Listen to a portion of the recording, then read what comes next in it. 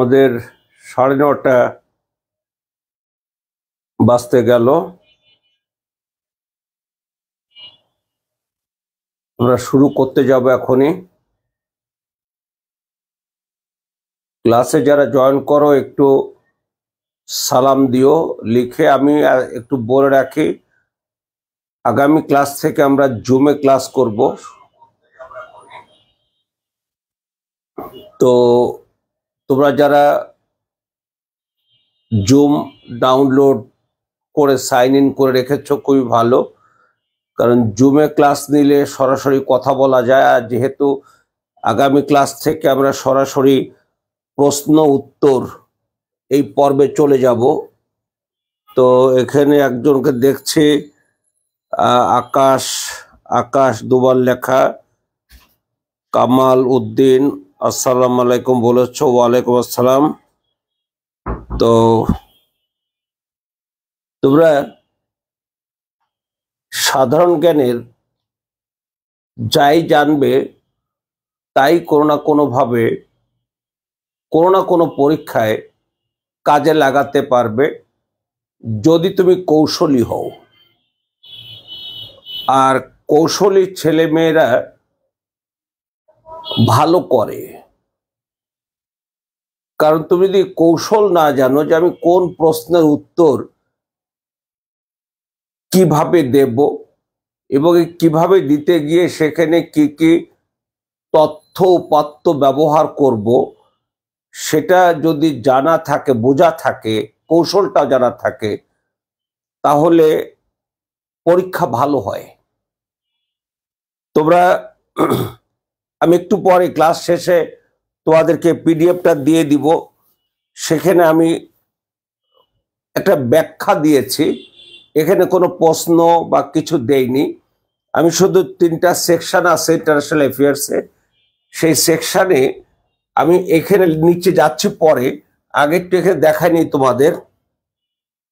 International অ্যাফেয়ার্সের section হলো 3টা। 1 number হলো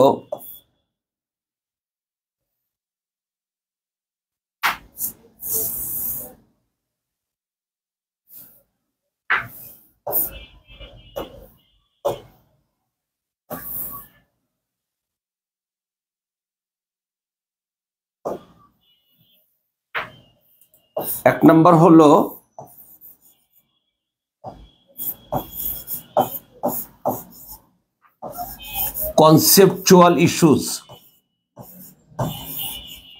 এই কনসেপচুয়াল ইস্যুজে 7টা হেডিং আছে, আমি সেখানে যাচ্ছি। 2 নম্বর হলো এম্পিরিক্যাল ইস্যুস। কনসেপচুয়াল ইস্যুজে তোমাকে ধারণা নিতে বলেছে। এখান থেকে তোমার 4 × 10 = 40 নম্বরের প্রশ্ন হয়। আর এম্পিরিক্যাল ইস্যুতে তোমার 3 × 15 45 মার্কসের প্রশ্ন হয়। তারপর 3 নম্বর হলো প্রবলেম সলভিং।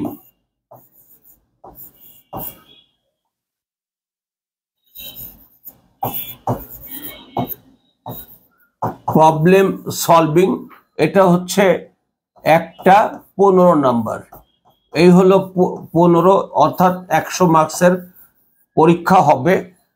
আর এটা জানার মধ্য দিয়ে তোমাদের যে বিষয়গুলো আসবে সেগুলো আমি একটু পরে এখনই ব্যাখ্যা যাব। তাহলে তোমরা জানবে যে ইন্টারন্যাশনাল অ্যাফেয়ার্সে কয়টা সেকশন আছে। উত্তর 3টা সেকশন। নাম্বার 1 কনসেপচুয়াল ইস্যু, অর্থাৎ ইস্যু। এখানে কিন্তু ইস্যু অর্থ আমরা অনেক ধরনের বলতে পারি, এর অনেক সিনোনিম হতে পারে, কিন্তু ইন্টারন্যাশনাল অ্যাফেয়ার্সে ইস্যু মানেই হলো সমস্যা। অর্থাৎ কনসেপচুয়াল বিষয়গুলো নিয়ে সমস্যা জানা ইত্যাদি। এম্পিরিক্যাল মানে যেখানে বর্ণনামূলক এই বিষয়গুলো সেখানে আসে, যেখানে তোমার অনেক ব্যাখ্যার সুযোগ আছে, অনেক আলোচনার সুযোগ আছে বিস্তারিত।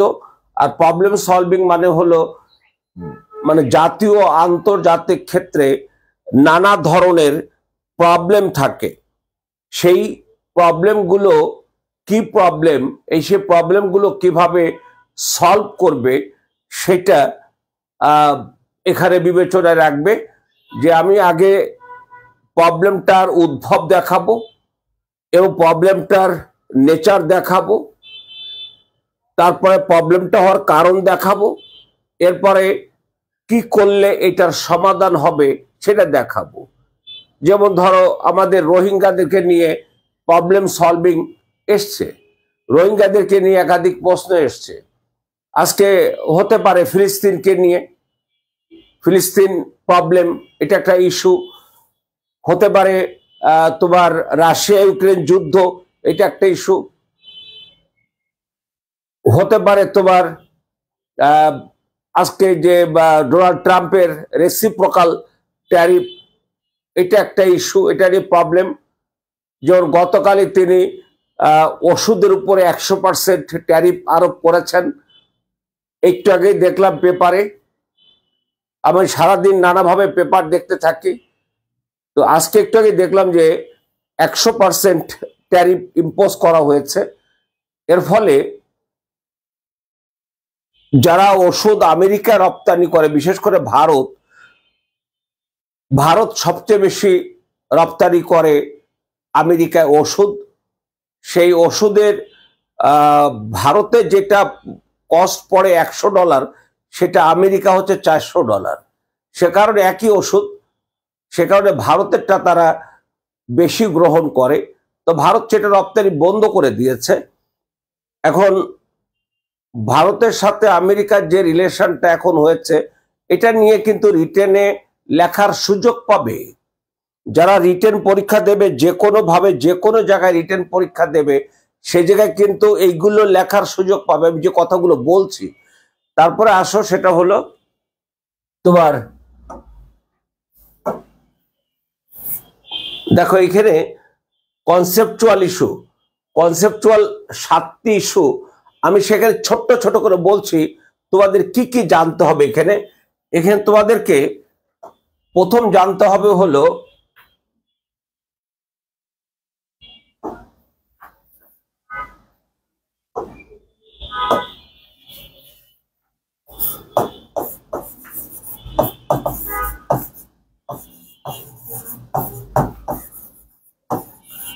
ইন্টারন্যাশনাল পলিটিক্স, যেটা সিলেবাসে তোমাদের একটু পরে দেখাবো। আমি সংক্ষেপ করছি যে কোন কোন বিষয়ে এখানে ধারণা নিতে হবে। তার ভিতরে আছে ইন্টারন্যাশনাল পলিটিক্স, 2 নম্বর হচ্ছে ইন্টারন্যাশনাল অ্যাফেয়ার্স,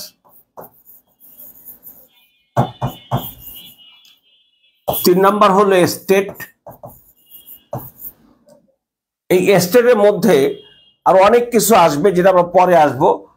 4 নম্বর যেটা হবে, যখনই তুমি স্টেট আসতেছো, স্টেটে কিন্তু প্রধান একটা বৈশিষ্ট্য হলো তার পাওয়ার এবং তার সিকিউরিটি। খেয়াল করে দেখো তো, রাষ্ট্র ব্যবস্থা যদি না হতো তাহলে কি আমরা বলতাম ন্যাশনাল পাওয়ার? যেমন বাংলাদেশ একটা জাতীয় শক্তি, আমেরিকা একটা জাতীয় শক্তি, পৃথিবীর প্রতিটা রাষ্ট্র এক একটা জাতীয় শক্তি। তবে সব জাতীয় শক্তি একরকম না, সমান না। আমেরিকা জাতীয় শক্তি অথবা জাতীয় শক্তি হিসেবে একটা দেশকে বোঝা যায় যে সেই দেশটা আন্তর্জাতিক বা পররাষ্ট্রনীতির ক্ষেত্রে কতটা প্রভাব সৃষ্টি করতে পারে। সম্ভবত তোমরা আমার সাথে একমত হবে যে পৃথিবীতে পররাষ্ট্রনীতির ক্ষেত্রে সবচেয়ে বেশি প্রভাব সৃষ্টি করতে সক্ষম আমেরিকা। দ্বিতীয়ত হলো আমেরিকার জিডিপি $30.33 ট্রিলিয়ন। তারপরে আসা হলো চীনের কথা। চীন যদিও রাইজিং, সেই চীন তার প্রায় 20 ট্রিলিয়নের কাছাকাছি তার জিডিপি, এবং তার সামরিক শক্তিও যথেষ্ট। এট দ্য সেম টাইম সে বিশ্বকে প্রভাবিত করছে, সে পররাষ্ট্রনীতির ক্ষেত্রে যথেষ্ট প্রভাব রাখতে পারছে। এই পর্যন্ত পৃথিবীতে একটা মাত্র দেশ চীন যে রোড অ্যান্ড বেল্ট ইনিশিয়েটিভ গ্রহণ করে এশিয়া, আফ্রিকা, ইউরোপের এবং ওশেনিয়া সহ 65টি দেশকে কানেক্ট করার ব্যবস্থা করেছে। সেখানে সে বিলিয়ন বিলিয়ন ডলার বিনিয়োগ করছে। এর পিছনে আমি সাম্রাজ্যবাদী চীনকে দেখি, এর পিছনে আবার যারা গ্রহণ করছি আমরা বাংলাদেশ সহ আফ্রিকা অন্য দেশ, সেক্ষেত্রে আমাদেরও যে উপকার হচ্ছে না তা না, তার মানে তাদেরকে আমি সাম্রাজ্যবাদও বলবো বা আমাদের উপকার হচ্ছে তাও বলবো। তার মানেটা হচ্ছে চীন যেটা চাচ্ছে সেটা হলো যোগাযোগ ব্যবস্থার এমন ভাবে উন্নয়ন করতে হবে যাতে করে রপ্তানিযোগ্য পণ্য অনায়াসে সেখানে পৌঁছে দেওয়া যায়, যেটাকে কানেক্টিভিটি বলে। Without connectivity regional inter regional integration হয় না। আমি যদি মনে করি যেমন আমরা সার্ক তো ব্যর্থ, আমাদের দক্ষিণ এশিয়ার অর্থনীতিকে যদি আমরা ইন্টিগ্রেটেড করতে চাই সবার সাথে সবার কানেক্টিভিটি লাগবে। সেই কানেক্টিভিটি গড়ে তোলার জন্য চীন প্রচুর বিনিয়োগ করছে। এই বিনিয়োগের মধ্য দিয়ে চীন আবার অনেক দেশকে ঋণের ফাঁদে ফেলছে, এমন ভাবে ঋণের ফাঁদে ফেলছে যাতে করে ওই দেশটা তাকে ছাড়া অন্য কারোর দিকে যেতে না পারে। যেমন সে পাকিস্তানকে অলরেডি সে ঋণের ফাঁদে ফেলেছে চরম আকারে। দ্বিতীয়ত শ্রীলঙ্কাকে ফেলেছে। শ্রীলঙ্কা হাম্বারটোটা নামের একটা বন্দর করিয়েছে ঋণ দিয়ে, যে বন্দরে জাহাজ ভিড়ে না। তো জাহাজ না বাড়লে বন্দরের আয় হবে না, সঙ্গত কারণেই সেটা চীন বলেছে যেহেতু তোমার এটা হচ্ছে না তুমি এটা আমাকে লিজ দিয়ে দাও 100 বছরের জন্য। শ্রীলঙ্কা বাধ্য হয়েছে 100 বছরের জন্য লিজ দিতে, সে দিয়েছে। তো যেটা বলছি কাজে এই যে এই কথাগুলো কিন্তু একটা ন্যাশনাল পাওয়ার, স্টেটের কি থাকে, পাওয়ার থাকে। আর পাওয়ারের বিষয় তখনই আসে তার নিরাপত্তার জন্য। অথচ এটা তোমার পরে বলা আছে। তোমার 1 নম্বর আছে ইন্টারন্যাশনাল পলিটিক্স, ইন্টারন্যাশনাল অ্যাফেয়ার্স। 2 নম্বর আছে স্টেট মানে অ্যাক্টর ইন দ্য স্টেট। 3 নম্বর আছে পাওয়ার অ্যান্ড সিকিউরিটি। এরপরে 4 নম্বর যে বিষয়টা আসে, আমি 3 নম্বরতে স্টেটে গেলাম, সেখানে পাওয়ার সিকিউরিটি চলে গেলাম। 4 নম্বরে যেটা আসে সেটা হলো আধুনিক ইতিহাসে যে জাতীয়তাবাদের উন্মেষ, যে উন্মেষের ফলে গড়ে উঠেছিল কলোনিয়ালিজম। অর্থাৎ এই যে কলোনিয়ালিজম থেকে শুরু করে নিও কলোনিয়ালিজম পর্যন্ত যদি বলা হয় বর্তমানে বিশ্বে সাম্রাজ্যবাদের কততম স্তর চলছে, তুমি বলো 5ম স্তর। এবং এটাকে বলে নব্য উপনিবেশবাদ। উপনিবেশবাদ এটা নতুন উপনিবেশবাদ, যেটা দ্বিতীয় বিশ্বযুদ্ধের পর এটা চলা শুরু করেছে। সেটা আবার আমি তোমাদেরকে ব্যাখ্যা করব এই আজকে না, শুধু এটুকু বলে রাখি ভারত আবিষ্কার করার জায়গা থেকেই উপনিবেশ গড়ে ওঠার সূচনা হয়। শিল্প বিপ্লবের পর উপনিবেশ জাতিগুলোর মধ্যে যে মানসিকতা তৈরি হয় সেটাকে বলা হয় ইম্পেরিয়ালিজম বা সাম্রাজ্যবাদ।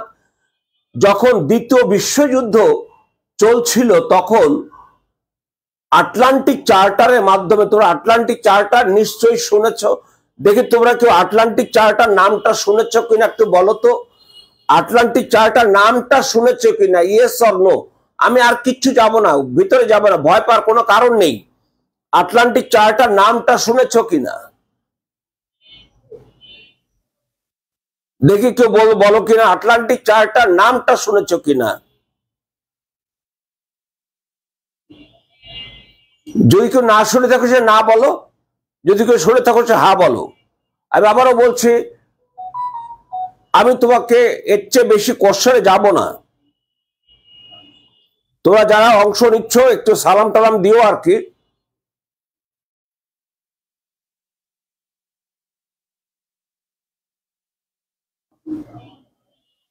হ্যাঁ শুনেছো, কামাল শুনেছো। আর দেখি কে বলছো।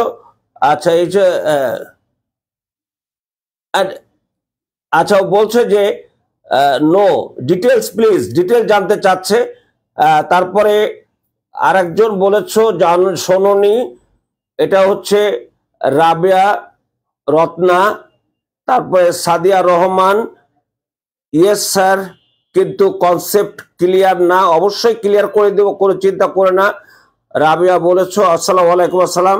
আচ্ছা, যাও, যেটা বলছিলাম সেটা হলো 1941 সালের আগস্ট মাসে আটলান্টিক মহাসাগরে মার্কিন রণতরী ইউএসএস অগাস্টাস এবং ব্রিটিশ রণতরী তোমার কি বলে যে প্রিন্সেস অফ ওয়েলস, এই দুটো রণতরী নিয়ে আটলান্টিক মহাসাগরে মার্কিন প্রেসিডেন্ট ফ্রাঙ্কলিন ডেলোনা রুজভেল্ট এবং ব্রিটিশ প্রধানমন্ত্রী উইনস্টন চার্চিল, ওনারা দুইজন মিটিং করেছেন।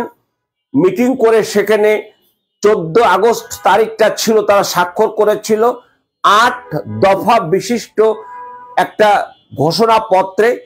এই ঘোষণাপত্রের নামটাই হচ্ছে আটলান্টিক সাগরে বিদায় আটলান্টিক সনদ বা আটলান্টিক চার্টার। তার 1 নম্বরে বলা আছে বিশ্বের জাতিসমূহের আত্মনিয়ন্ত্রণ অধিকার দেওয়ার বিষয়টিকে আমরা ঘোষণা করব। এরও কারণ আছে কেন সেদিন বিশ্বের জাতিগুলোকে আত্মনিয়ন্ত্রণ অর্থাৎ স্বাধীনতা দেওয়ার কথা বলেছে। এটা প্রথম ওই সময় এসে বলা হয়েছে। তারপর দ্বিতীয় বিশ্বযুদ্ধের পর তোমরা জানো যে আমাদেরকে ব্রিটিশরা ছেড়ে দিয়ে গেছে, ব্রিটিশরা আমাদেরকে ছেড়ে দিয়ে গেছে। আমাদেরকে তোমরা শোনো না, 14 আগস্ট পাকিস্তান স্বাধীন হয়েছে, 15 আগস্ট ভারত স্বাধীন হয়েছে। শোনো নাই কেউ? সবাই শুনেছো তো? 14 আগস্ট ভারত স্বাধীন, পাকিস্তান স্বাধীন হয়েছে, 15 আগস্ট ভারত স্বাধীন হয়েছে। শোনো নাই? আশা করি আমি পরে তোমাদেরকে জানাবো। আমি স্বাধীনতা শব্দটা ব্যবহার করছি না। তোমরা জানো বইপত্রে লেখা আছে যে 14 আগস্ট পাকিস্তানের স্বাধীনতা দিবস পালন হয়, 15 আগস্ট ভারতের স্বাধীনতা দিবস পালন হয়, কিন্তু আমি সেই শব্দটা ব্যবহার করছি না। তার কারণটা আমি তোমাদেরকে ব্যাখ্যা করব। তো আটলান্টিক চার্টারের কথাটা যখন ভিডিওটা কালকে সকালে দেখবে, সেখান থেকে একটু একটু আস্তে আস্তে স্লো করে একটু লিখে নিও। আচ্ছা, তাহলে যা দাঁড়ালো সেটা হলো এই যে যেটা বলছি যে নিও কলোনিয়ালিজম, সেই আটলান্টিক চার্টার থেকে শুরু করে তোমার 1944 সালের জুলাই মাসের 1 থেকে 22 তারিখ পর্যন্ত ব্রেটেন উড কনফারেন্স, ব্রেটেন উড, এবং তোমরা সবাই শুনেছো ব্রেটেন উড কনফারেন্স, এবং ব্রেটেন উড কনফারেন্সের মাধ্যমে যে সিদ্ধান্ত নেওয়া হয়েছে এবং যা বাস্তবায়িত হয়েছে সেই পর্যায়টা এখন চলছে। এটাকেই বলা হয় নব্য সাম্রাজ্যবাদ। অর্থাৎ বর্তমান যুগে আমরা বসবাস করছি নব্য সাম্রাজ্যবাদী একটা বিশ্ব সমাজে, যেখানে আমাদের মতো দেশগুলো যারা দরিদ্র হিসাবে স্বাধীন হয়েছে সেই দেশগুলোকে শৃঙ্খলিত করে রাখার যে ব্যবস্থা তারা করেছিল সেটা তোমরা জানতে পারবে। নিও কলোনিয়ালিজম যখন পড়বে তখন জানতে পারবে। এরপরে ধরো সেখানে আসছে আমাদের কি বলবো যে আমাদের পররাষ্ট্রনীতি। অর্থাৎ আমরা যখন রাষ্ট্রের কথা বলবো, রাষ্ট্রের কি থাকে? ফরেন পলিসি থাকে, ফরেন পলিসি থাকে, পররাষ্ট্রনীতি থাকে। এই পররাষ্ট্রনীতির জন্য তার থাকতে হয় হলো ডিপ্লোমেসি, অর্থাৎ ডিপ্লোমেসির মাধ্যমে পররাষ্ট্রনীতি সাকসেস হয়। এই সবই ধারাবাহিক ব্যবস্থা। অর্থাৎ এই বিষয়গুলো জানলে তারপরে 6 নম্বরটা আছে তোমার ইন্টারন্যাশনাল ইকোনমিক রিলেশনস, ইন্টারন্যাশনাল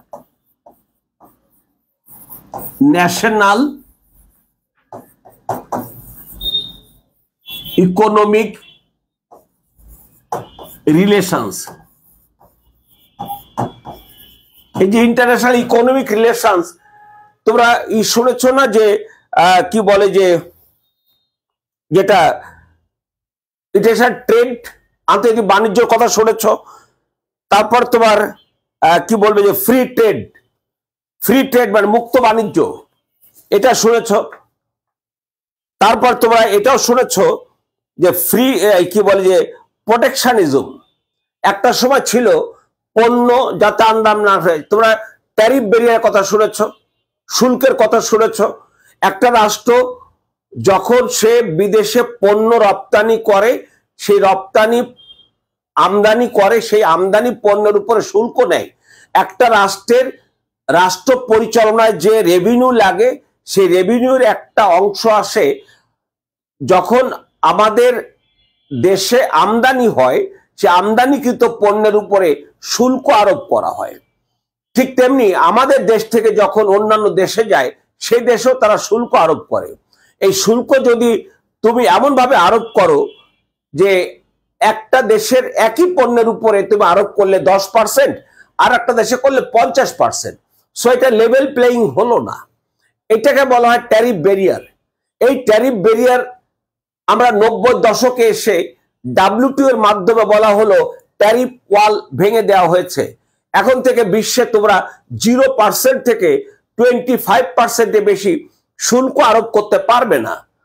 কিন্তু আমেরিকা সেটি ডোনাল্ড ট্রাম্প একেবারে চরমভাবে লঙ্ঘন করে এমন একটা জায়গায় নিয়ে যাচ্ছে যাতে করে আমাদের মতো দেশ বিপদে পড়ছে। সেই বিপদটা কি? সেই বিপদটা হলো আজকে আমেরিকাকে আমাদের যেখানে 15.5% অথবা 16% মধ্যে ট্যারিফ দিতে হতো, এখন দিতে হয় 36%। এই আগস্ট মাস থেকে 36% দিতে হয়। তাহলে সঙ্গত কারণে যে দামে আমরা পাঠাতাম আগে, এখন তার যেটা পাঠাতাম 100 টাকা দাম, ও দেশে পাঠালে দাম হতো 116 টাকা। সে 116 টাকার উপরে লাভ 10% ধরে 126-27 টাকা কিনে মানুষ অভ্যস্ত। এখন সে 126 টাকার সাথে যোগ হবে আরো 20 টাকা, অর্থাৎ 146 টাকা। এই 146 টাকা হলে সঙ্গত কারণে মিনিমাম 30% রপ্তানি আমাদের হ্যাম্পার হবে, হতে পারে, হয়ে যাবে, এটা কোনো বিকল্প নেই। সবচেয়ে বেশি হচ্ছে আমেরিকার সাথে ভারতের এই রিলেশনটা। এই যে কথা বলছি যে এই যে ইন্টারন্যাশনাল রিলেশনের ব্যাপার, এই ট্যারিফ নন ট্যারিফ অর্থাৎ আন্তর্জাতিক রাজনীতির কথা যখন বলবে তখন সঙ্গত কারণে অর্থনীতিটা চলে আসবে। তারপর ফরেন এইড বৈদেশিক সাহায্য। বৈদেশিক সাহায্য দুই প্রকার, একটা হচ্ছে গ্রান্ট, অনুদান। একটা রাষ্ট্র আমাদেরকে অনুদান দিল যেটা তারা ফেরত নেবে না।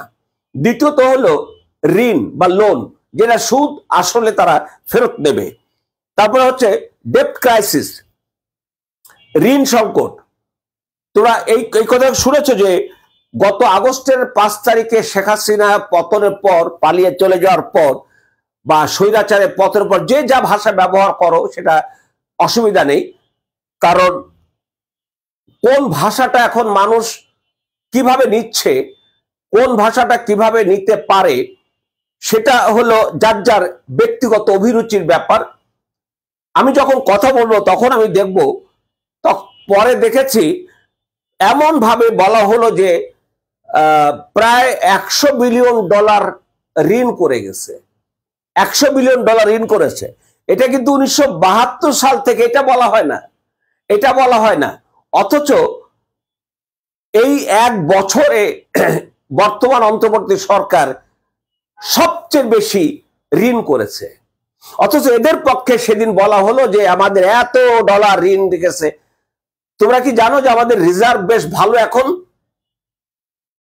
রিজার্ভ তো বোঝো, আমাদের রিজার্ভ বাংলাদেশ ব্যাংকে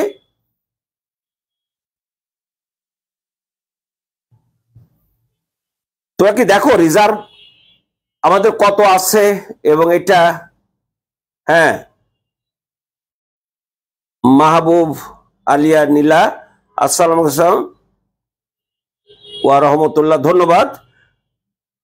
আচ্ছা যাও, সেই আমাদের রিজার্ভ বেড়েছে, রিজার্ভ বাড়ার কারণটা কি সেটা আমি তোমাদেরকে ব্যাখ্যা দিব। তারপর ধরো ইকোনমিকে কি আছে। আচ্ছা হলো ফরেন ডিরেক্ট ইনভেস্টমেন্ট, সরাসরি বৈদেশিক বিনিয়োগ। আমাদের মতো দেশ সরাসরি বৈদেশিক বিনিয়োগ ভীষণভাবে ডিজার্ভ করে, কারণ আমাদের বাংলাদেশে কর্মসংস্থান প্রচুর দরকার। এই পরিমাণ কর্মসংস্থান রাষ্ট্র সৃষ্টি করতে পারে না। সঙ্গত কারণে বেসরকারি বিনিয়োগ এবং সরাসরি বৈদেশিক বিনিয়োগ হলে আমাদের জন্য সেটা খুবই ভালো হয় এবং হচ্ছেও তাই। যতটুকু হচ্ছে, এর আমাদের দেশের টোটাল যে জিডিপি বা টোটাল যে ইকোনমি, তার 81% হচ্ছে বেসরকারি এবং ফরেন, আর 19% হচ্ছে রাষ্ট্রীয়। এরকম একটা অবস্থায় তখন আলোচনা যাবে কেন এত কম। তোরা ফ্রি মার্কেট ইকোনমি সম্পর্কে পড়বে, আমি সেখানে আসছি। তারপর হলো ফিনান্সিয়াল লিবারালাইজেশন, আর্থিক উদারীকরণ। এই উদারীকরণের ফলে এখন একটা দেশের যে কোনো ব্যবসায়ী আন্তর্জাতিক কারেন্সি সে করতে পারে, ঋণ করতে পারে। আগে ঋণ করার জন্য তাকে রাষ্ট্রের গ্যারান্টি লাগতো, এখন আর গ্যারান্টিও লাগে না, এতটা লিবারাইজেশন হয়েছে। তারপর আঞ্চলিকতাবাদ, অর্থাৎ ইউরোপীয় ইউনিয়ন, অ্যাপেক, সার্ক ইত্যাদি যে অর্থনৈতিক অঞ্চল, অর্থনৈতিক জোট গড়ে ওঠে। নর্থ সাউথ গ্যাপ, নর্থ মানে উত্তর, উত্তর মানে ধনী বলা হয়, আর সাউথ মানে দরিদ্র বলা হয়। এটা আমি পরে ব্যাখ্যা করবো কেন নর্থ বলা হয়, কেন সাউথ বলা হয়। তারপর আছে গ্লোবাল পভার্টি, বৈশ্বিক দারিদ্রতা। এই বৈশ্বিক দারিদ্রতা সারা বিশ্বের দারিদ্রের অবস্থাটা কি, এটা তোমার এটা 6 নম্বরে বলা আছে। 7 নম্বরে যেটা বলা আছে সেটা হলো সবচেয়ে গুরুত্বপূর্ণ, সেটা global warming, environment issue. Environment issue মানে হলো এখানে কনসেপশনটা শুধুই কনসেপশন না। আমি যদি কনসেপশনটা বলি যে শিল্প বিপ্লবের পূর্বে আমাদের পরিবেশ নিয়ে কোনো সমস্যা চিন্তা হয়নি, শিল্প বিপ্লবের পরই যে হয়ে গেছে তা না। শিল্প বিপ্লব হয়েছে, হওয়ার প্রেক্ষাপটটা তৈরি হয়েছে। তো ধরো ওয়াটসন, জেমস ওয়াটসন বাষ্পীয় ইঞ্জিন আবিষ্কার করলেন। এই বাষ্পীয় ইঞ্জিন আবিষ্কার করতেন না বা করতে পারতেন না যদি তিনি জীবাশ্ম জ্বালানির সন্ধান না পেতেন। আর সেই জীবাশ্ম জ্বালানি হচ্ছে কয়লা। পরবর্তী সময়ে আস্তে আস্তে তেল, গ্যাস ইত্যাদি জীবাশ্ম জ্বালানি হয়েছে। এই জীবাশ্ম জ্বালানিগুলো অতিমাত্রায় কার্বন নিঃসরণ করে, ক্লোরোফ্লোরো কার্বন নিঃসরণ করে। এটা আমাদের পৃথিবীতে মহাশূন্য থেকে আসা সূর্য রশ্মি, যেটাকে আমরা বলি ভায়োলেট রে, সেটা আসার সুযোগটা দেয়, সেটাকে বলে ওজোন লেয়ার। এই ওজোন লেয়ারে এটাকে সাকনি বলা হয়। সূর্য থেকে বেগুনি রশ্মিটা আসছে আমাদের পৃথিবীতে, কিন্তু যখন বেগুনি রশ্মিটা এতটা হালকা যে মানব সৃষ্ট কার্বন তার চেয়ে অনেক ভারী, ভারীর সাথে হালকা সংঘাতে কিন্তু হালকা হেরে যায়। হালকা হারতে হারতে হারতে ভারীটা সেই ওজোন লেয়ারকে আঘাত করেছে, ওজোন লেয়ারে সমস্যা দেখা দিয়েছে, ছিদ্র হয়েছে। এটা 1986 সালে ব্রিটিশ গবেষকরা বের করলেন। তখন বলা হলো যে এই ফোঁটা দিয়ে প্রচুর পরিমাণে আল্ট্রা ভায়োলেট রে, অতি বেগুনি রশ্মি আসার সুযোগ পাচ্ছে। আর অতি বেগুনি রশ্মি আসার ফলাফল দুটো, এক হচ্ছে মেরু অঞ্চলে আরো মেরুকরণ হচ্ছে, শুষ্ক অঞ্চল আরো শুষ্ক চৌচির হয়ে যাচ্ছে ফেটে ফেটে। আর মরু অঞ্চলের বরফ যেখানে থাকে সেটা মরু অঞ্চল বলে, মরু অঞ্চলের বরফ গলে পানির উচ্চতা বৃদ্ধি পাচ্ছে। আর পানির উচ্চতা বৃদ্ধি পাওয়ার ফলে উপকূলীয় দেশগুলো মহা বিপদের মধ্যে আছে, তার ভিতরে বাংলাদেশ অন্যতম। তাহলে এটা কি শুধু একটু কনসেপ্ট হয়ে গেল? এখন এই যে গ্লোবাল ওয়ার্মিং, অর্থাৎ অতি বেগুনি রশ্মি আসার ফলে উষ্ণায়ন, বৈশ্বিক উষ্ণায়ন, গ্লোবাল মানে বৈশ্বিক, ওয়ার্মিং মানে উষ্ণায়ন, অর্থাৎ বৈশ্বিক উষ্ণায়ন হচ্ছে অতি বেগুনি রশ্মি আসার ফলে। তার ফলে কি হচ্ছে? তার ফলে যেটা হচ্ছে সেটা বললাম, যে মাটি একদিকে মরু অঞ্চল, আরেকটা মেরু অঞ্চলে বরফ বলতেছে। এর ফলে যারা আমরা এফেক্টেড হচ্ছি, এদেরকে নিয়ে এখন কিভাবে সমাধান করা যায় সেভাবে 1968 সালে সূচনা হয় এই ক্লাইমেট ডিপ্লোমেসি নিয়ে। এখন ক্লাইমেট ডিপ্লোমেসি একটা হিউজ ডিপ্লোমেসির বিষয়, একটা বিশাল ডিপ্লোমেসির বিষয়। আজকে আমরা দেখলাম যে আমাদেরকে 2015 সালে প্যারিসে যে কনফারেন্স অফ দ্য পার্টিজে যে চুক্তি হয়েছিল, সেই চুক্তি বলা ছিল 2020 সালের ভিতরে উন্নত বিশ্ব তারা $100 বিলিয়ন করে যারা এফেক্টেড তাদের সহযোগিতা করবে। আসলে সহযোগিতা করছে, তারা ঋণ দিচ্ছে। আমাদের সেই ঋণ নিতে হচ্ছে, অর্থাৎ আমরা আমাদের জন্য কিন্তু আমরা সমস্যায় পড়িনি।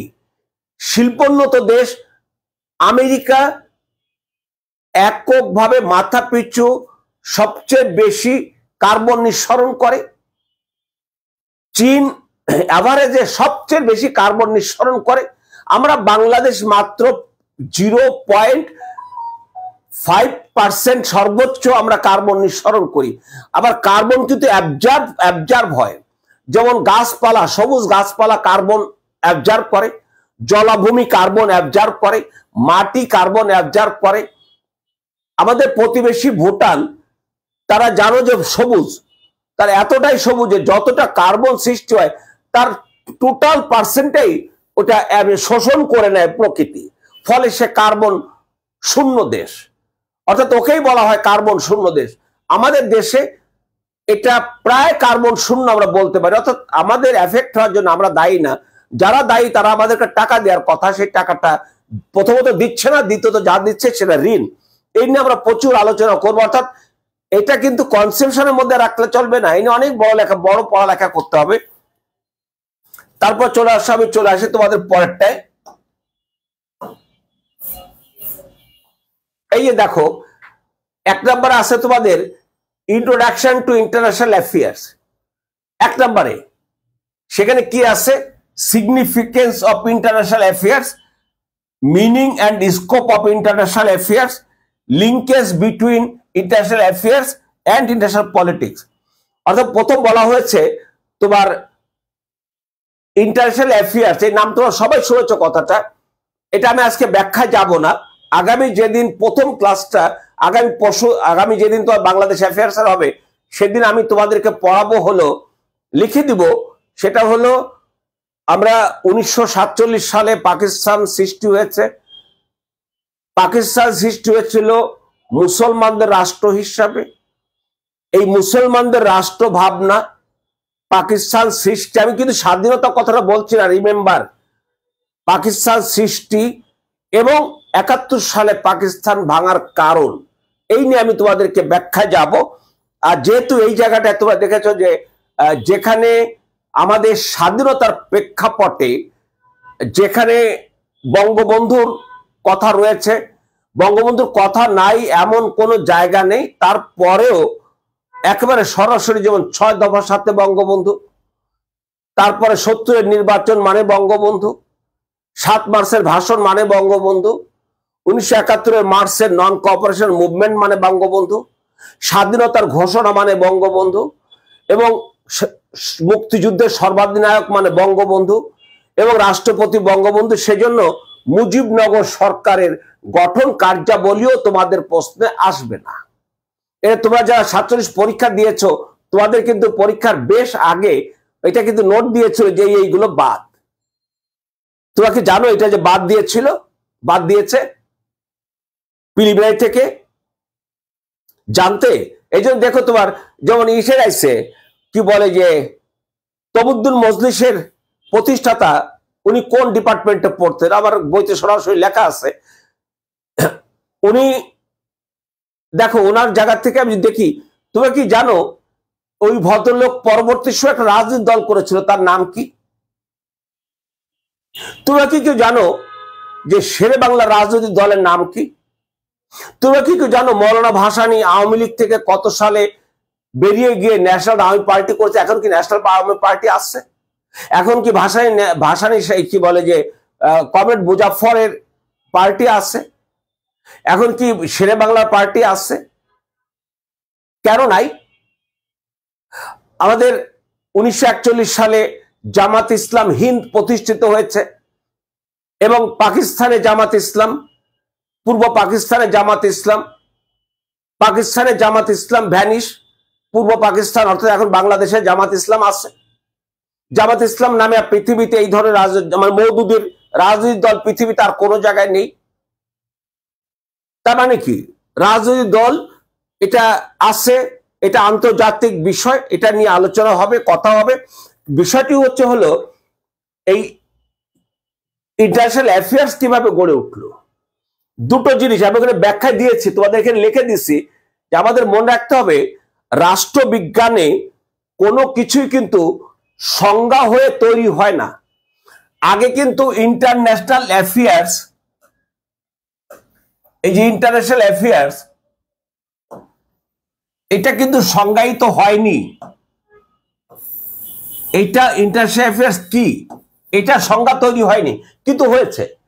তার আগে আমরা যদি দেখি, এই যে শেষে এসে বলেছে linkage between international affairs and international politics, অর্থাৎ আন্তর্জাতিক সম্পর্ক এবং আন্তর্জাতিক রাজনীতির মধ্যে সম্পর্ক, আন্তর্জাতিক সম্পর্ক এবং রাজনীতির মধ্যে সম্পর্ক।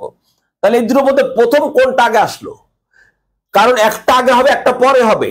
তাহলে আমি তোমাদের দেখাবো আগে পরে ইন্টারন্যাশনাল অ্যাফেয়ার্স ক্লাসে আগে প্রথম কিসের উন্মেষ ঘটেছে এবং কিভাবে পরেরটা এসেছে, এইভাবে আমরা দেখব। তা এখানে ব্যাখ্যা করার কথা ছিল আমার। এই দেখো, actors in the world, actors in the world, একটু দেখো, আমি একটু লিখে দেখাচ্ছি।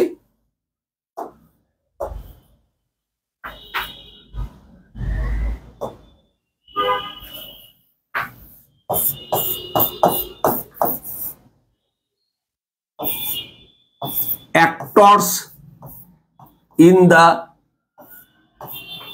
ওয়ার্ল্ড, দেখো অ্যাক্টর মানে হচ্ছে অভিনেতা।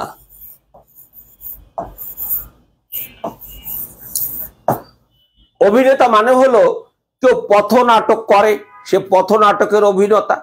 কেউ মঞ্চ নাটক করে, মঞ্চ নাটকের অভিনেতা।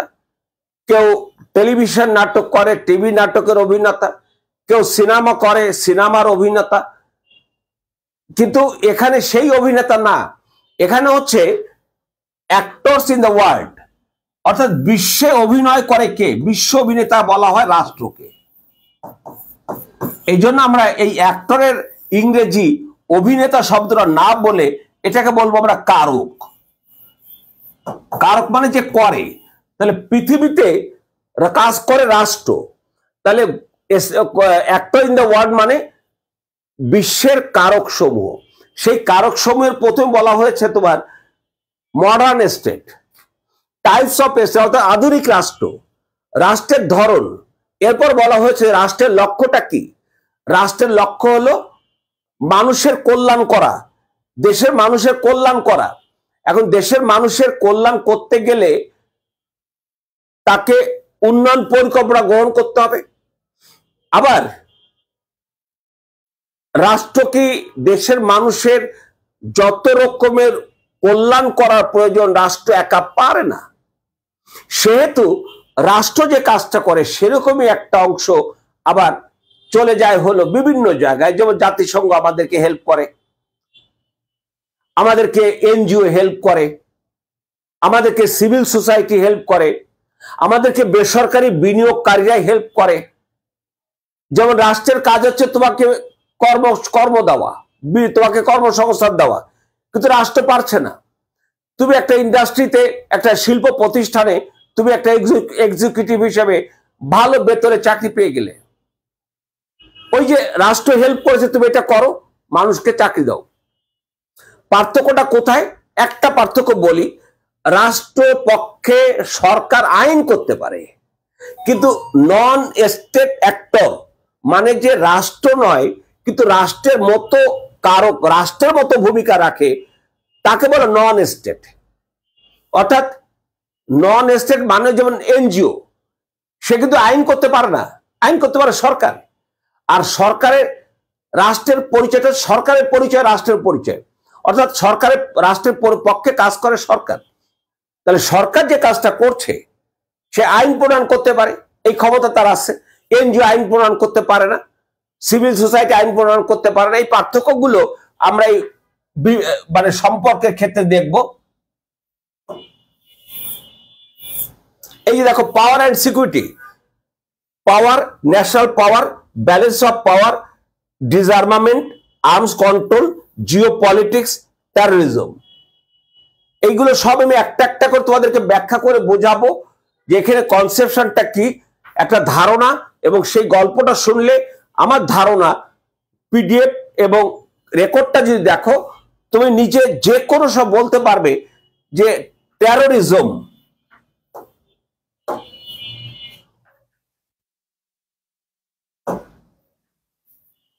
দেখো টেরোরিজম শব্দের অর্থ বলো তো, একজনের টেরোরিজম শব্দের অর্থ বলো। নীলা বলেছ আধুনিক রাষ্ট্র স্যার, বর্তমান রাষ্ট্র কল্যাণ রাষ্ট্রকে এমন ভাবে উন্নয়নের পরিকল্পনা করতে হয় যাতে ক্ষতি না হয়, অর্থাৎ স্যার টেকসই উন্নয়ন করতে হবে, সাস্টেনেবল ডেভেলপমেন্ট, টেকসই উন্নয়ন। আচ্ছা, খুব ভালো লিখেছো, ভালো বলেছো নীলা, খুব ভালো। এরকম কথাবার্তা লিখো, বলো। আর আগামী ক্লাস থেকে তুমি জুমে নেবো, কাজে তোমরা কথাই বলতে পারবা, কথা বলে দেখবা খুব মজা লাগবে, খুব ভালো লাগবে। এখানে সেটা করা যায় না। তোমরা মনে রেখো যে আগামী ক্লাস থেকে আমি তোমাদেরকে জুমে নেব। আশা করি তোমাদের সবার জুম ডাউনলোড এবং সাইন ইন করা আছে। যদি না থাকে তাহলে করে নেবে। যেমন ক্লাসে শুরু হলে যদি কেউ না বলো যে আমি ঢুকতে পারতেছি না, এটা যদি না বলো। আচ্ছা, টেরোরিজম এই কথাটা শুনেছো, বাংলাটা কি লেখো তো, টেরোরিজমের বাংলা। আচ্ছা বলেছো, সাদিয়া রহমান বলেছো সন্ত্রাসবাদ, বানানটা যাই হোক তুমি দ্রুত লিখেছো, সুন্দর হয়েছে। রাষ্ট্রে ত্রিভাগ আছে, যথা আইন বিভাগ। এখানে এই রাষ্ট্রের ত্রিভাগ আছে, এটা কিন্তু এখানে আমাদের লাগবে না, এটা বাংলাদেশ অ্যাফেয়ার্স আমরা পড়বো, এটা এখানে লাগবে না। আর সাদিয়া বলছো সন্ত্রাসবাদ,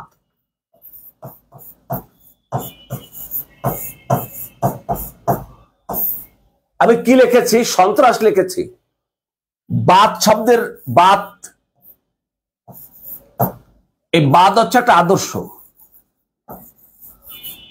দর্শন। আচ্ছা, একজন সন্ত্রাসী, চীনা দার্শনিক বলেছেন তুমি একজনকে গুলি করে মাইরা ফেলাও, 1000 জন পালিয়ে যাবে। ওই ব্যক্তিকে কিন্তু কোনো মানুষ পছন্দ করে না, তাকে বলে সন্ত্রাসী। সন্ত্রাসের যে করে তাকে বলে সন্ত্রাসী। আচ্ছা, সন্ত্রাস কি? যেমন সোশ্যালিজম, কমিউনিজম, ডেমোক্রেসি, ইসলামিক রাজনীতি, এটা একটা দর্শন। সন্ত্রাস কি একটা দর্শন হতে পারে? বলবে, বলো দেখি, সন্ত্রাস কি একটা দর্শন হবে? সন্ত্রাস কি তুমি দর্শন বলবে? হানা বলো কেউ একজন।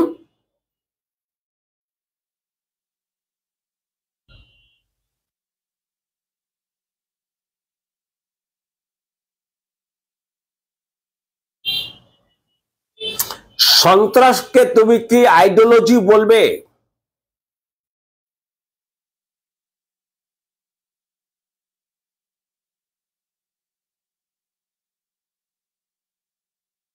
একজন অন্তত বলো, বলবে কিনা।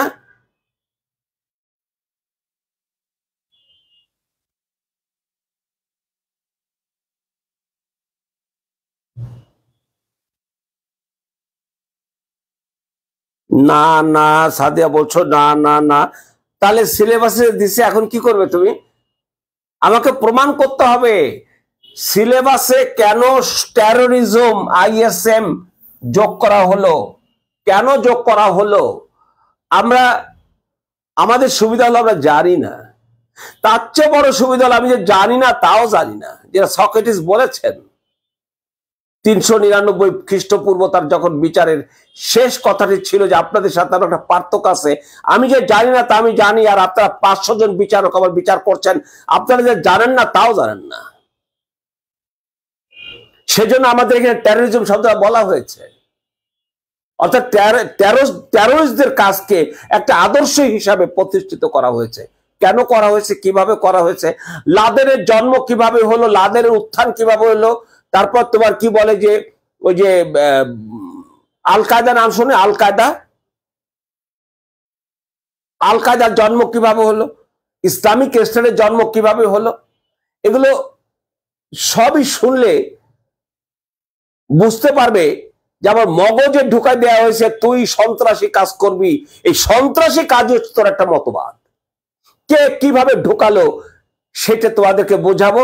বোঝাবার পর যখন স্বার্থ হাসিল হয়ে যায় তখন লাদেনদেরকে আবার আস্থা করে নিক্ষেপ করা হয়। তখন লাদেন অনেক কষ্ট পায় যে আমারে বেটা তুই না মানুষ পুষলি, এত কিছু করলি, আমি এত কিছু তোর জন্য করলাম, এখন তুই আমার ছুড়ে ফেললি, আমি কেন টুইন টাওয়ার আক্রমণ করব না? দেখো সিকোয়েন্স গুলো দেখো, এই যে বিষয়গুলো বলছি, অর্থাৎ তাকে বোঝানো হয়েছে যে you belongs an ideology, it is an ideology. আমি না বলছি, তুমি না বলছো, কিন্তু তাকে বোঝানো হয়েছে তুমি এটাকে বলো এটা মতবাদ, এটা আইডিওলজি, তাহলে তোমার সাথে অনেকে যোগ দিবে। তো যাও, আসো। আচ্ছা, তাহলে এবার আসো, পরেরটা চলে যাই।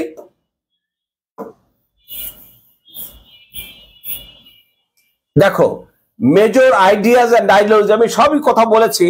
Nationalism, imperialism, colonialism, neocolonialism, postmodernism, globalisation and new world order, এগুলো একটা একটা করে সব আলোচনা করব আমরা। তারপর ফরেন পলিসি এন্ড ডিপ্লোমেসি, এই concept of foreign policy and diplomacy ধারণা, তারপর ডিসিশন মেকিং প্রসেসটা কিভাবে হয়, এটা তোমার determinants of foreign policy, diplomatic functions মানে কূটনীতিকরা কি কাজ, কিভাবে কাজ করে এবং তাদের যে প্রিভিলেজ পায় এবং তাদের সুযোগ সুবিধা, এগুলো নিয়ে আলোচনা। তারপরে হলো ইন্টারন্যাশনাল ইকোনমিক রিলেশনস, এই যে এখানে সব লেখা আছে, international trade, free trade, protectionism, foreign aid, ডেপ্ট crisis, foreign direct investment, financial liberalisation, regionalism, তারপর তোমার regionalisation, north south gap, global poverty, MDGs, এগুলো সব একটা একটা করে, এর ভিতর থেকে আরো অনেক বেরিয়ে আসবে, আরো অনেক অনেক নতুন অনেক আসবে। যেমন সাম্প্রতিক বললাম রেসিপ্রোকাল যে ট্যারিফ, এটা রেসিপ্রোকাল শব্দটা হচ্ছে পাল্টা পাল্টি, আমেরিকা রেসিপ্রোকাল ট্যারিফ, এটা কি আসবে আমি জানি না, তবে এটা তোমার লিখবে। তুমি সিদ্ধান্ত নাও যে আমেরিকা ডোনাল্ড ট্রাম্পের রেসিপ্রোকাল বা পাল্টা পাল্টি শুল্ক, এর উপরে আমাদের লিখতে হবে, এর উপর আমাদের লিখতে হবে, লিখবো। এরপর গ্লোবাল এনভায়রনমেন্ট, অর্থাৎ তোমার বৈশ্বিক পরিবেশ, এখানে দেখো এনভায়রনমেন্টাল ইস্যুস, অর্থাৎ এটা গ্লোবাল সমস্যা এন্ড চ্যালেঞ্জ, হুমকি। ক্লাইমেট চেঞ্জ, ক্লাইমেট চেঞ্জ মানে হচ্ছে ওই যে কার্বন সৃষ্টি হওয়া, গ্লোবাল ওয়ার্মিং হওয়া, সেটাই ক্লাইমেট চেঞ্জ হচ্ছে, ওইটাই গ্লোবাল ওয়ার্মিং। আর গ্লোবাল ওয়ার্মিং হয়েছে বিধায় আমাদের গ্লোবাল ডিপ্লোমেসি হয়েছে, আর গ্লোবাল ডিপ্লোমেসির মাধ্যমে গ্লোবাল ক্লাইমেট অ্যাডাপ্টেশন, অ্যাডাপ্টেশন শব্দটা শুনে থাকবে। অ্যাডাপ্টেশন শব্দের অর্থ হচ্ছে তোমার খাপ খাইয়ে নেওয়া, অর্থাৎ জলবায়ুর যে পরিবর্তন এটা চলছে এবং অনিবার্য, চলবে, তুমি খাপ খাইয়ে নাও, খাপ খাইয়ে নাও, এ নিয়ে চিন্তা ভাবনা করো না, একটু খাপ খাইয়ে নাও, তোমাদের টাকা পয়সা কিছু দেব। খাপ খাওয়াতে হলে আমি আজকে আজকে আজকে পেপারে তোমার লেখাটা দেখাচ্ছি, দেখো প্রতিদিনের পেপারে কত লেখা তুমি পেতে পারো। তোমরা যে পেপার পড়ো না, খুব দুঃখজনক।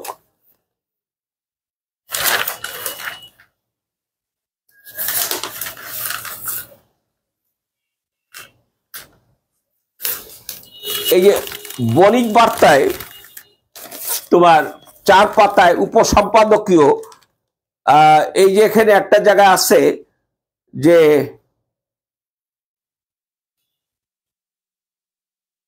যদি এই যে বলছে 2026 সাল নাগাদ টেকসই উন্নয়ন লক্ষ্যমাত্রা পূরণ করতে হলে বাংলাদেশকে প্রতি বছর $22 বিলিয়ন অতিরিক্ত ব্যয় করতে হবে। এই টেকসই উন্নয়নের অন্যতম হলো জলবায়ু, অর্থাৎ জলবায়ুর জন্য আমার টাকা লাগবে, সেই টাকাটা আমার জিডিপি, আমার বলে যে রেভিনিউ অ্যালাউ করছে না, আমার সেই পরিমাণ রেভিনিউ কালেকশন হয় না যে আমি সেই পরিমাণ টাকা দিয়ে এটা করব। তো আমি তোমাদের সাথে এরপরে আমি তোমাদের নেক্সট ক্লাসে বলে দিচ্ছি যে বাংলাদেশ অ্যাফেয়ার্সের আমি চাইলে পারলে 2টো পোস্ট আলোচনা করব, আমি তোমাদের পিডিএফ দিয়ে দিব, আর প্রত্যেকটা পোস্টের হেডিং স্লাইড করে আমি বুঝিয়ে দেব গল্প আকারে। তোমরা সেই পরের দিন যখন রেকর্ডটা পাবে, দয়া করে কেউ পিডিএফ খুলবে না, রেকর্ডটা দেখবে। রেকর্ডটা দেখার পর তুমি একটু চেষ্টা করো, ক্লাস শুনেছো, রেকর্ড দেখেছো, একটু লেখার চেষ্টা করো, যে নিজে নিজে লেখো। যদি নিজে লিখতে পারো এটি হয়ে যাবে তোমার। সবসময় মনে রাখবে আমি যারও কাছ থেকে সহযোগিতা নেব, কিন্তু সেটা আমার করে ফেলবো। আমি যেমনটা করে থাকি যে আমি যা পড়ি সেখান থেকে একটা তথ্য সেটা হচ্ছে সবার। যেমন আমরা দেখলাম যে গত পরশুদিন জাতিসংঘের সাধারণ পরিষদের অধিবেশনে নেতানিয়াহু ভাষণ দিতে উঠল,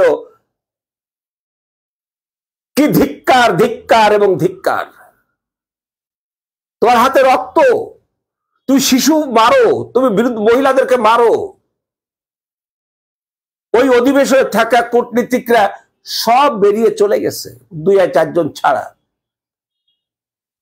এই যে অবস্থা তৈরি হয়েছে, এটা তোমার বিশ্বাসে আসবে। এবার আমি আজকে নোটটা কমপ্লিট করেছি, মানে অলরেডি হয়ে গেছে, ফরমেশন সব হয়ে গেছে। আমার 80% উপর লেখা শেষ, আগামীকাল বাকি 20% লিখে এই যে ফিলিস্তিনের আজকের যে অবস্থাটা, যে গত 23 থেকে শুরু হয়েছে জাতিসংঘের 80তম সম্মেলন, 22 তারিখে ছিল একটা বিশেষ সম্মেলন, যে সম্মেলনে ফিলিস্তিনের দ্বিরাষ্ট্রিক সমাধানের বিষয়ে সম্মেলন। এই সম্মেলনের দিন ফ্রান্স সহ 7টা দেশ স্বীকৃতি দিয়েছে ফিলিস্তিনকে। এর আগের দিন 21 তারিখে ব্রিটেন, অস্ট্রেলিয়া, কানাডা, পর্তুগাল এরা স্বীকৃতি দিয়েছে। এখন জাতিসংঘের 193টা দেশের মধ্যে 158টি দেশ ফিলিস্তিনকে স্বীকৃতি দিয়েছে। বাট ফিলিস্তিন স্বাধীন রাষ্ট্র নয়। ফিলিস্তিন স্বাধীন রাষ্ট্র নয়। এই জন্য কেন নয়? ফিলিস্তিনের কোনো সংবিধান নাই, তার কোনো সীমানা নাই, তার কোনো সামরিক বাহিনী নাই। জাতবাদ যা কথা হয়েছে সেগুলো আবার দখল করে নিয়ে ফেলাইছে। এখন ডোনাল্ড ট্রাম্প চাইছিল যে পুরো এই অঞ্চলটাকে, জর্ডান বাদে পুরো অঞ্চলটাকে নিয়ে তুমি একটা রাষ্ট্র করে ফেলাও, অর্থাৎ ফিলিস্তিনিদেরকে উচ্ছেদ করে দাও। ডোনাল্ড ট্রাম্প বলছিল যে যারা কি বলে যে গাজাবাসী, তোমরা জর্ডানে চলে যাও। যাকে এই যে নির্মমতা 71 সালে তোমরা জানো যে এই আমেরিকা কিভাবে আমাদের বাংলাদেশের মুক্তিকামী মানুষের মুক্তির প্রত্যাশাকে চিরতরে ধূলিসাৎ করে দেওয়ার জন্য প্রচুর অস্ত্র দিয়েছে, প্রচুর নরহত্যা। ভিয়েতনামে তাদের কি যে করেছে, জেনোসাইড কাকে বলে, ভিয়েতনামে যা করেছে, পারলে গল্পগুলো বলবো, পারলে কথাগুলো শোনাবো। শুনলে আশা করি তোমাদের ভালো লাগবে, ভালো লাগাবে। কারণ তোমাকে এই আন্তর্জাতিক রাজনীতি বুঝতে হবে। এরপর আসো যেটা আমি এটা নিয়ে সেকশন বি, আমি আজকে তোমাদের সেকশন বি আলোচনা যাব না, এটা থাকছে এরকম, আমি পরে আলোচনা যাব। প্রথম আছে ইউনাইটেড নেশন সিস্টেম, তারপর আছে হলো তোমার ফরেন রিলেশনস অফ মেজর পাওয়ার, এরপর আছে হলো গ্লোবাল ইনিশিয়েটিভ অ্যান্ড ইনস্টিটিউশনস। আমি যদি হেডিং গুলো বলছি, পরে এটা নিয়ে ডিটেলস আলোচনা করব। রিজিওনাল ইনস্টিটিউশন, এরপর আছে মেজর ইস্যুস অ্যান্ড কনফ্লিক্ট। রিটেনে যারা লিখবে এই যে major issues and conflict in the world, এখান থেকেই 4টের ভিতরে মিনিমাম 2টো, এমন হতে পারে 3টা লিখতে হবে, 3টাই পেয়ে যেতে পারো, 3টাই পেয়ে যেতে পারো। তুমি দেখো এই যে মেজর ইস্যু, এখানে প্যালেস্টাইন প্রবলেম 1 নম্বরে, দি আরব স্প্রিং এর বিষয়টি নাই এখন, এটা অনেক আগের সিলেবাস। এই যে দি আরব স্প্রিং, এটা দরকার নেই আমাদের। কাশ্মীর ইস্যু, এই যে গত এপ্রিল মাসের 22 তারিখে পেহেলগাম, কাশ্মীরের মানে আমাদের উপমহাদেশ, সেটাকে বলা হয় উপমহাদেশের সুইজারল্যান্ড বলা হয় পেহেলগামকে, পর্যটনের জন্য অন্যতম একটা জায়গা। সেখানে সন্ত্রাসীরা 26 জন মানুষকে হত্যা করে। তারপরে মে মাসে 3 দিনের জন্য যুদ্ধ হয় ভারত পাকিস্তানের মধ্যে, অর্থাৎ এটা ইস্যু আছে। সিরিয়া ইস্যু, দি সিরিয়ান ক্রাইসিস, এটা যদিও বাশার আল আসাদের পতন হয়েছে, বাট সিরিয়া যে আগামীতে স্থিতিশীল সরকার ব্যবস্থা গড়ে উঠবে এটা সম্ভবত এই মুহূর্তে আশা করা যাচ্ছে না। আমি এটা নোটটা তৈরি করেছি, পরে তোমাদেরকে কারেকশন করে দেব। তারপরে গালফ কনফ্লিক্ট, মানে গালফ মানে উপসাগরীয় দ্বন্দ্ব, তারপর নিউক্লিয়ার ইস্যু অ্যান্ড ইরান, এটা খুবই ইম্পর্টেন্ট। কদিন আগে জানো তোমরা আমেরিকা এবং ইসরায়েল একসাথে ইরানে আক্রমণ করে তাদের অনেক সামরিক কর্মকর্তা এবং পরমাণু বিজ্ঞানীদেরকে তারা হত্যা করেছে। তারপর নর্থ কোরিয়ান ইস্যু, এই নর্থ কোরিয়ান ইস্যু তোমরা শুনলে আশ্চর্য হবে না, সেটা হলো তার কাছে এখন 200 কেজির মতো ইউরেনিয়াম আছে। এই দিয়ে সে ধারণা করা যায় যে 45টি পারমাণবিক বোমা বানাতে পারবে। উত্তর কোরিয়া একটা দরিদ্র দেশ, বাট সে কতটা চ্যালেঞ্জ ফেস করে এই জায়গায় এসছে, সে কতটা ক্ষমতাধর সেটা সে প্রমাণ করছে। তার আর্থিক অবস্থা কি এটা গুরুত্বপূর্ণ না, বাট গুরুত্বপূর্ণ হলো ন্যাশনাল পাওয়ার হিসাবে উত্তর কোরিয়া এখন সবার জন্য থ্রেট। সবচেয়ে বড় থ্রেট আমেরিকার জন্য, তারপর থ্রেট জাপানের জন্য, তারপর থ্রেট আমেরিকার যে বন্ধুরা আছে। এখন উত্তর কোরিয়ার ঘনিষ্ঠ বন্ধু হচ্ছে রাশিয়া, আর চীন তো আগের থেকে উত্তর কোরিয়ার বন্ধু। অর্থাৎ উত্তর কোরিয়ার সাথে আছে কারা? রাশিয়া আছে, চীন আছে, ইরান আছে। এইটাকে আমি বলছি নিউ পোলারাইজেশন। এই ডোনাল্ড ট্রাম্পের রেসিপ্রোকাল ট্যারিফের কারণে যে ভারত গত বছর সাংহাই কোঅপারেশন অর্গানাইজেশনের সম্মেলন রাশিয়া যায়নি, তার লোকসভা দাঁড়িয়ে বলেছিলেন আমি এবার যাব না। অথচ এইবার আগস্ট মাসের 31 তারিখে জিনজিয়ানে সাংহাই কোঅপারেশন অর্গানাইজেশনের শীর্ষ সম্মেলনের আগের দিন তিনি যে হাজির হয়েছেন, চীন তাকে ওয়ার্ম রিসিপশন জানিয়েছে। একেই বলে শত্রু শত্রু আমার মিত্র। অথচ আমরা জানি কিছুদিন আগে জো বাইডেন যখন ক্ষমতা ছিল তখন আমেরিকা ভারতকে নিয়ে অস্ট্রেলিয়া, নিউজিল্যান্ড কোয়াড্রেল একটা সামরিক জোট করেছিল। অর্থাৎ এই অঞ্চলটাকে চীনের এগেনস্টে আমেরিকার ব্যবহারের একমাত্র রাষ্ট্র ছিল ভারত। সে ভারত এখন চলে গেল চীন, রাশিয়ার দিকে। এখন নতুন একটা মেরুকরণ হচ্ছে, আর সেই মেরুকরণে ডোনাল্ড ট্রাম্প 4 বার ফোন করেছে নরেন্দ্র মোদীকে, তিনি ফোন তোলেননি। তিনি ফোন তোলেননি। কেন তোলেননি? কারণ ডোনাল্ড ট্রাম্প সকালে এক কথা বলে, বিকেলে পাল্টায়, বিকেলে বলে শেষ রাত্রে পাল্টায়। এই জন্য ওর সাথে ফোনে কথাই বলবো না। ও যা খুশি করুক, আমার খুশি আমি করব। তোমরা জানো কি জানো না, গত পরশুদিন ভারত চাল রপ্তানির জন্য এমন ব্যবস্থা করেছে, এবং এটা করেছে সৌদি আরবের জন্য। আমেরিকাকে খুশি করতে সৌদি আরব ভারতে তেল রপ্তানি করবে না বলেছে। গত পরশুদিন সঙ্গে সঙ্গে ভারত চাল রপ্তানির নিষেধাজ্ঞা আরোপ করে দিয়েছে। আর সৌদি আরবের 88% চাল যায় ভারত থেকে। এখন সৌদি আরব কি করবে? কারণ ক্ষমতা এমন একটা বিষয় যে পাওয়ার অ্যান্ড সিকিউরিটি, আমার ক্ষমতা আছে বিধে আমার নিরাপত্তা সুরক্ষা হবে। ক্ষমতা নাই, আমার নিরাপত্তারও প্রয়োজন নেই। আমার তো আর কোনো বন্ধু শত্রু নাই, আমার সবাই বন্ধু। আমাদের বাংলাদেশের ক্ষেত্রে যে বঙ্গবন্ধু করে গেছেন, friendship to all malice to none. আমরা চীনকে শত্রু করব না, আমরা জাপানকে শত্রু করব না, আমরা আমেরিকাকে শত্রু করব না। আমরা সবার সাথে বন্ধুত্ব চাই, সবাই আমাদের বন্ধু হোক, সবার সাথে আমরা সুসম্পর্কে চলতে চাইবো। কারণ আমার স্বার্থ যদি হাসিল না হয় তাহলে আমার রিলেশন হবে না। গত ক্লাসে তোদেরকে বলেছিলাম যে বিদেশে কোনো বন্ধু থাকে না। ভারত বলো, পাকিস্তান বলো, আজকে আমাদের শেখ হাসিনার ভারত আমাদের বন্ধু, এখন ভারত আমাদের শত্রু। আমাদের পাকিস্তান অতিমাত্রায় বন্ধু হয়েছে। পাকিস্তানের জাতীয় সঙ্গীত টঙ্গীত পাতে, পাকিস্তানের পতাকা, পাকিস্তানের নায়ক নায়িকারা ইত্যাদি ইত্যাদি আসা যাওয়া করতেছে, এগুলো হচ্ছে। এতে বোঝা যাচ্ছে যে পাকিস্তানের প্রতি আমাদের এখন কূটনীতিতে একটা চেঞ্জ এসছে। বাট আমি বলছি কিছুই না, আছে শুধু স্বার্থ। স্বার্থ ছাড়া বিদেশে কিচ্ছু থাকে না। সেই স্বার্থ একটা আছে দৃশ্যমান, একটা অদৃশ্যমান। আমি পরের ব্যাখ্যা করব। ইন্টারেস্ট ভিজিবল, ইনভিজিবল, এই দুটোর মনে রেখো যে সাই দুটো শব্দ কেন ব্যবহার করলেন, আমি তোমাদেরকে সেটা বুঝিয়ে দেব যে দৃশ্যমান অদৃশ্যমান। তখন তোমাদেরকে বোঝাবো যে বাংলাদেশ ভার্সেস পাকিস্তান।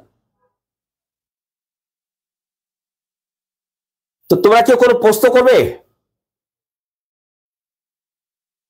পারমাণবিক বোমা,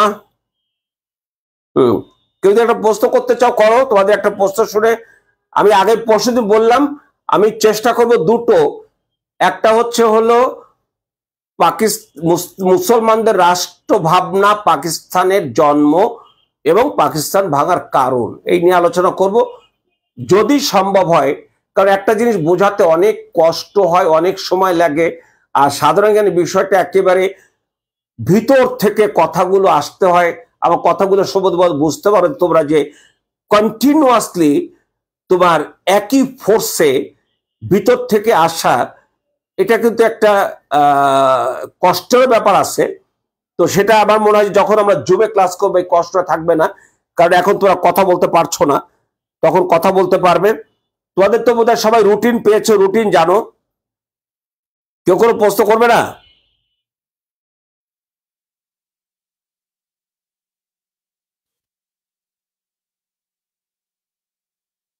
আমি দেখবো আর 2-1 মিনিট আপনারা তোমরা একটু প্রশ্ন করো কিনা।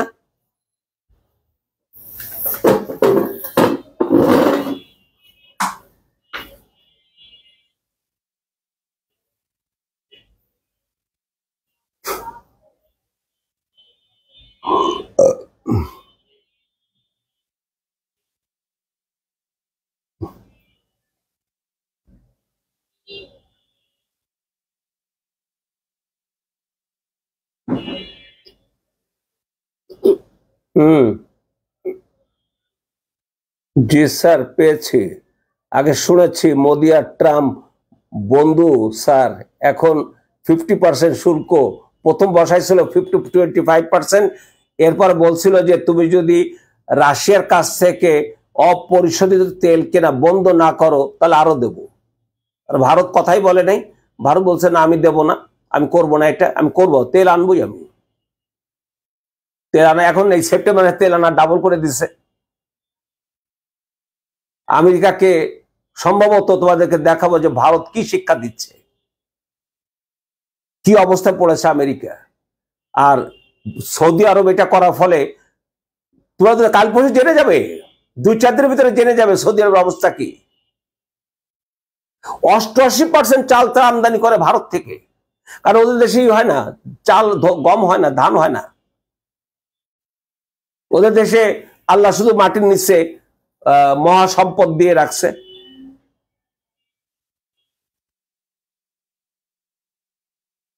মোদির উপর কি বেশি হয়ে গেল না?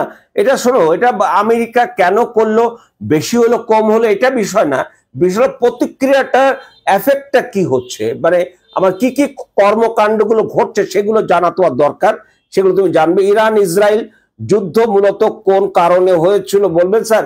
এটা মূলত হয়েছিল, এটা দীর্ঘ ইতিহাস আছে, আমি সত্য করে বলি, সেটা হচ্ছে ইরান পারমাণবিক বোমা বানাবার জন্য পরমাণু মানে বিশুদ্ধকরণ বা ওটাকে করানোর যে শেষ পর্যায়ে সে যদি অ্যাটম বোমা বানিয়ে ফেলে তাহলে মধ্যপ্রাচ্যে 1 নাম্বার হুমকির মুখে পড়ে যাবে ইসরায়েল। সে কারণে ইসরায়েলের সামরিক কমান্ডারদেরকে মেরে ফেলতে হবে এবং পরমাণু বিজ্ঞানীদেরকে মেরে ফেলতে হবে যারা পরমাণু বিদ্যা বানাতে না পারে।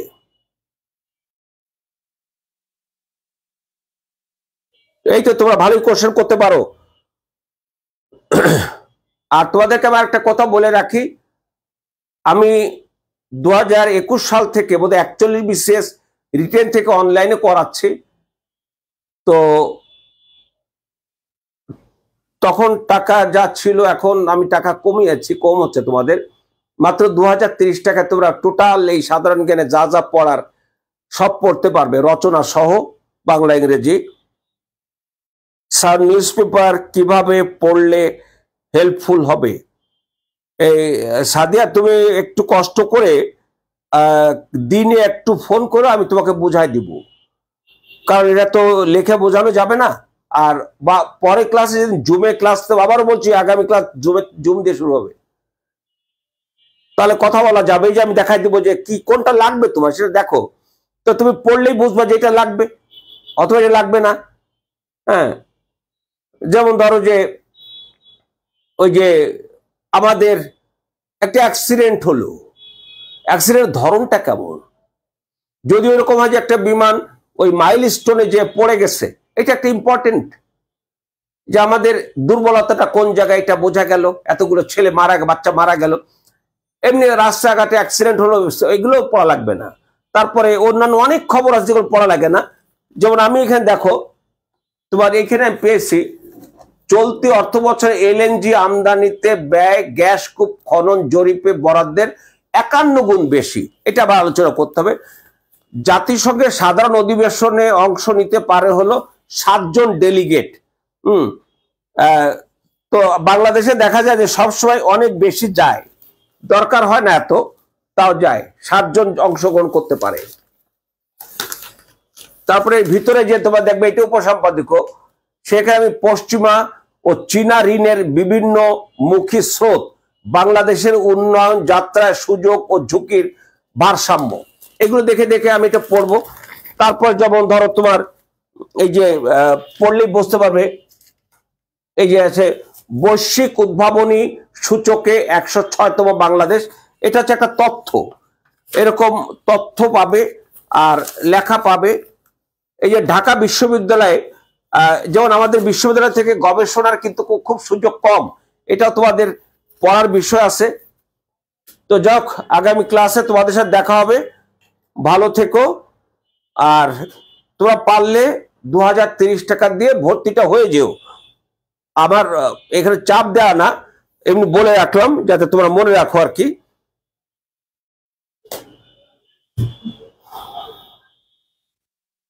স্যার, আমি একটা অ্যাপস ডাউনলোড করেছি যেটাতে সব নিউজ পেপার আছে। ও ফাইন, ওখানে দেখবে, দেখে দেখে যেটা লাগবে সেটা তুমি পারলে একটু করে প্রিন্ট আউট করতে পারো, বা ওখান থেকে তথ্যটা লিখে রাখতে পারো। লিখে রাখতে আমি যেমন প্রতিদিন আমার অনেক পেপার এখানে হয়, যে ছেলেটা আমার কাজ করে সকালে, এগুলো সব প্রিন্ট করা, এখান থেকে নিয়ে এই বড় ডিজিটাল বোর্ডে দেখাই, দেখি, তারপর যে নিচে প্রিন্টার আছে, প্রিন্ট করে করে যেগুলো লাগবে। তারপরে যেটা মনে করি যে এটা প্রিন্ট করা যায় না, এটা ভিতরে যাওয়া যায় না, প্রথম আলোর ভিতরে যাওয়া যায় না, সেই পেপারগুলো আমি কিনে নিয়ে আসি। তো ঠিক আছে, ভালো থাকো, দেখা হবে। তোমাদের রুটিন দেওয়া আছে, আমি একটু পর তোমাদের এটা দিয়ে দিচ্ছি, পিডিএফটা।